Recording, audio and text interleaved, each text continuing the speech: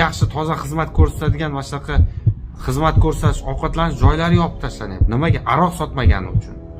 Faqat qo'rquv bilan qo'rquv bilan boshqarib, qo'rquv bilan rivojlanib bo'lmaydi, buni tushunish kerak. Ya'ni uni shu jinoyatni qilishga o'zimiz majburlayapmiz-ku. Sharoit qilib qo'yyapmiz-ku. Lekin yo'q, o'sha xuddi shu sudlarimiz tushunish yo'q. Bu yoqda amaldorlar nechtasin joyini buzib tashlayapti. Yana ana Yashnoboddagi o'xshab hatto adashib buzib qo'yyapti fuqarolar uyini, lekin birortasi javob bermayapti. Na prokuratura uni javobgar qilyapti, na sud bunaqa ishlar ko'rib chiqyapti.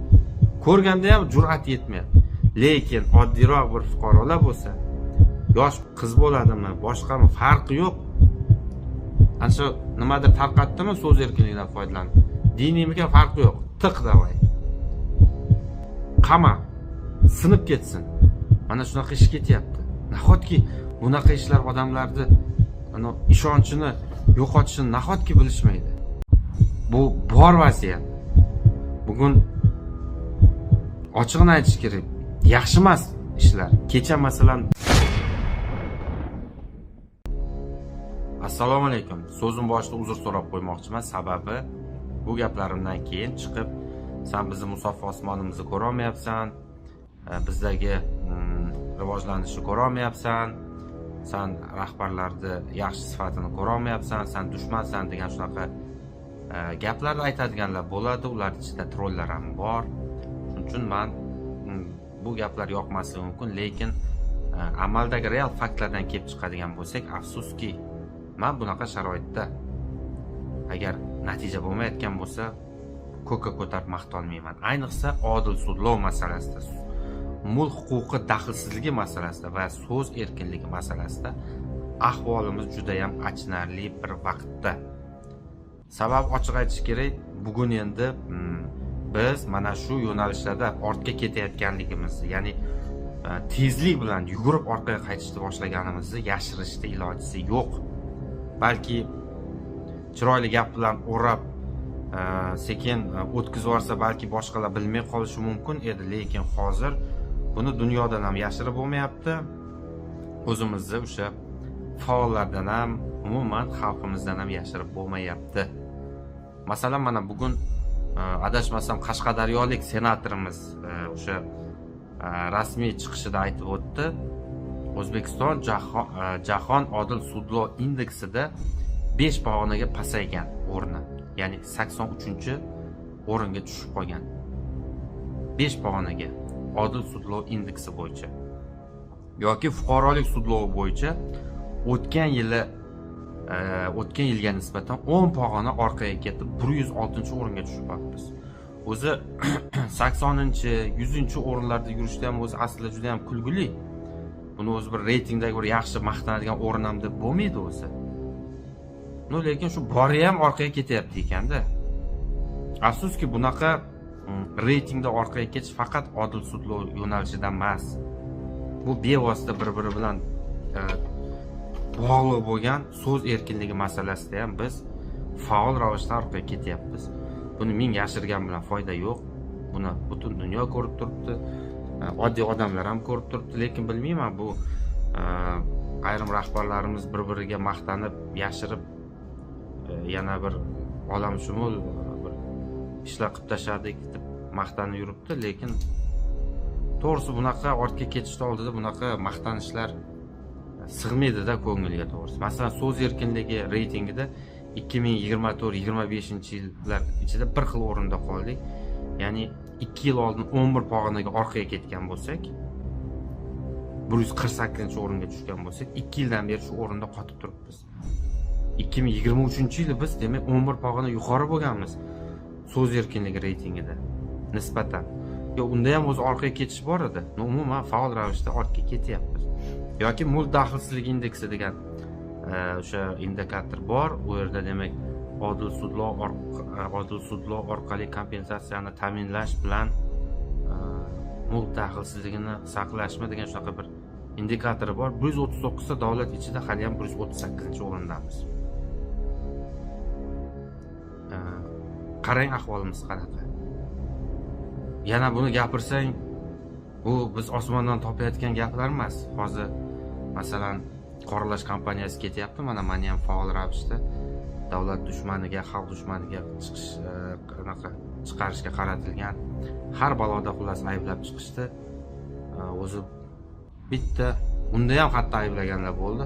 Hatto Gitler bilan Leninni ham men o'ldirgan ekanman, tasavvur qilyapsizmi? Shunchalik darajada endi anaqaga bordiki, Ikkinchi jahon urushi boshlanishda ham bizning aybimiz bo'lgan ekan.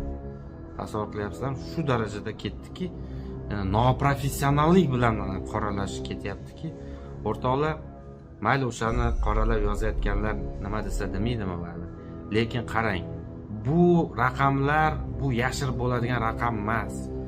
Bu osmondan olinayotgan emas. Buni dunyo o'sha reytinglari e'tirof qilyapti. Biz reytinglar bo'yicha alohida prezident qarori qabul qilingandi. O'zbekiston reytinglarini yaxshilaymiz xalqaroda. Lekin qarang, aksincha orqaga ketyapti. Bu bor vaziyat.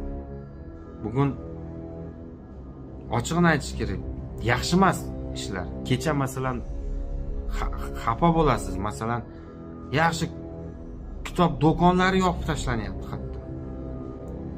Yaxshi toza xizmat ko'rsatadigan va shunaqa xizmat ko'rsatish, ovqatlanish joylari yopib tashlanyapti. Nimaga? Aroq sotmagani uchun. Yoki ana kitob do'konida qanaqadir diniy kitob sotganligi uchun qonunan ruxsat berilgan. Bu endi tushunarli, odamlarga do'zaxga tushish imkoniyatini berishimiz kerak degan shunaqa siyosat ketyapti. Mayli. Bu yoqda bunaqadir ishlar. Vijdon erkinligi sohasida ham orqaga ketyapmiz. Bilmadim, kimni aldayapmiz.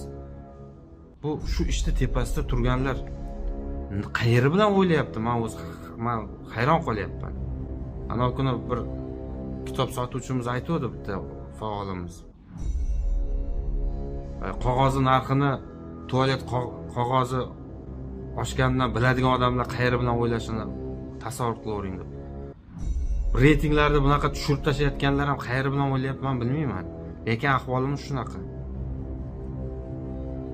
Hatto mana birgina mana mulk huquqi masalasida juda ko'p chiqish qilyapman. Men ilgari ham aytganman, toki shu mulk huquqi masalasini, so'z erkinligi masalasini mustahkamlab qo'ymas ekanmiz, rivojlanish bo'lmaydi. Sudlar mustaqil bo'lmaydi. Odamlarda ishonch yuqori bo'lmaydi. Investitsiya tikmaydi odamlar.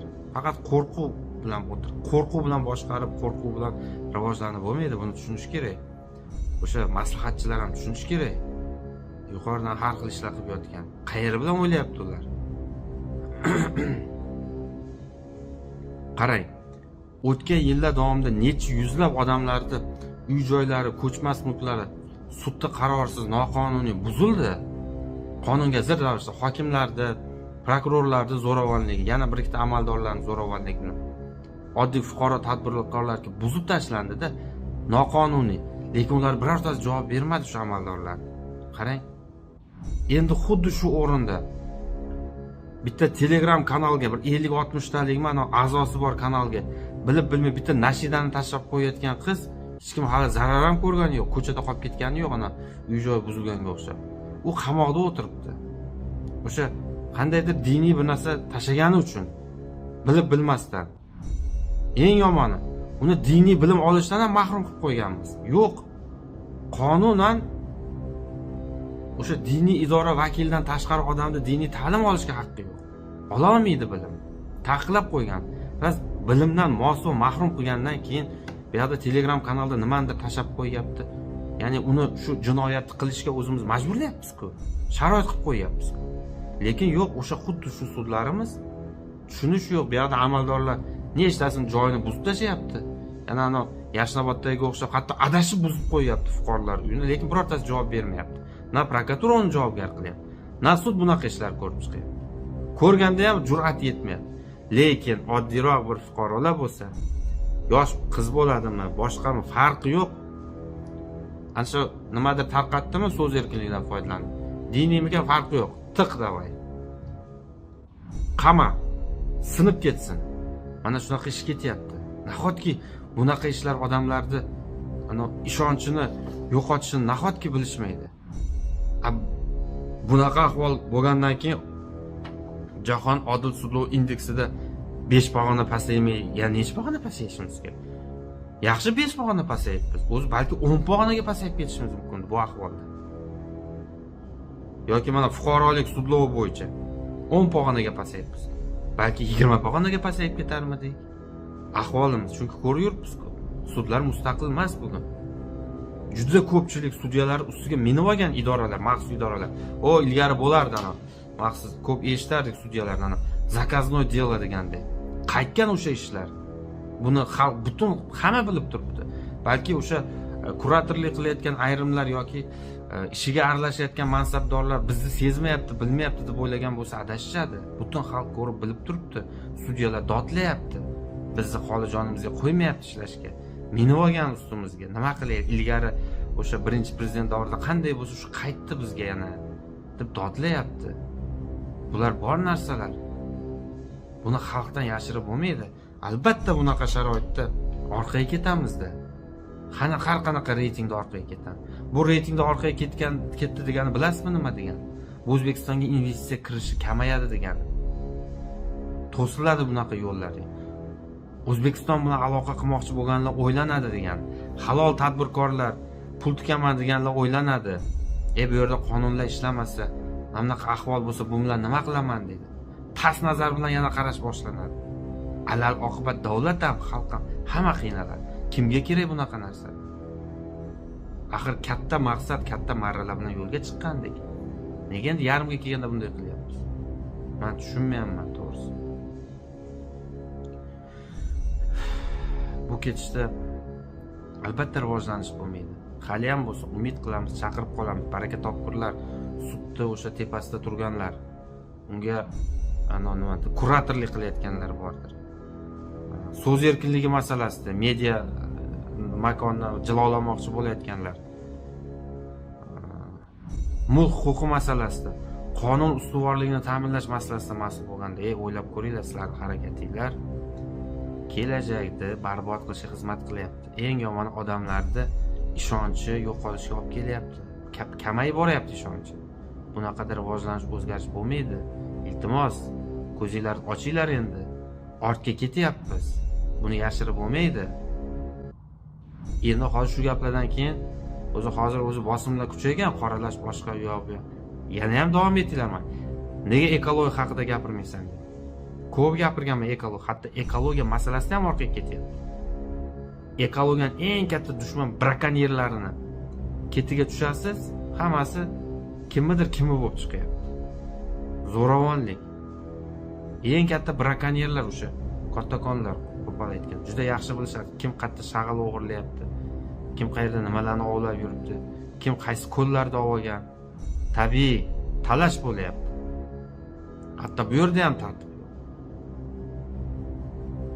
Albatta bunaqa rivojlanish bo'lmaydi.